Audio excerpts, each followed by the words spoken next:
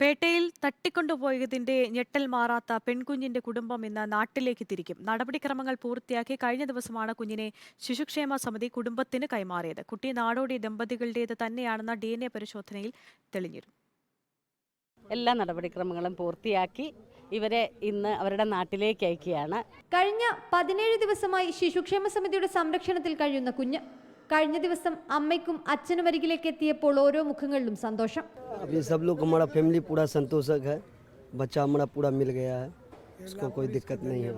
കുഞ്ഞ് ബീഹാർ സ്വദേശികളുടേതെന്ന് തന്നെയാണെന്ന DNA ഫലം വന്നതോടെയാണ് പൂജപ്പുരയിലെ ചിൽഡ്രൻസ് ഹോമിൽ നിന്ന് കുട്ടിയെ മാതാപിതാക്കൾക്ക് കൈമാറിയത്. കുഞ്ഞിനെ ലഭിച്ചാൽ ഉടൻ നാട്ടിലേക്ക് തിരിക്കുമെന്ന് കുടുംബം അറിയിച്ചിരുന്നു. പിന്നാലെയാണ് ഇന്ന് തന്നെയുള്ള മടക്കം. കേരളത്തിന് നന്ദിയെന്ന് കുടുംബത്തിന്റെ മറുപടി. केरला बहुत सुपर है हमारा, धन्यवाद हम देते हैं। റിപ്പോർട്ടർ, തിരുവനന്തപുരം.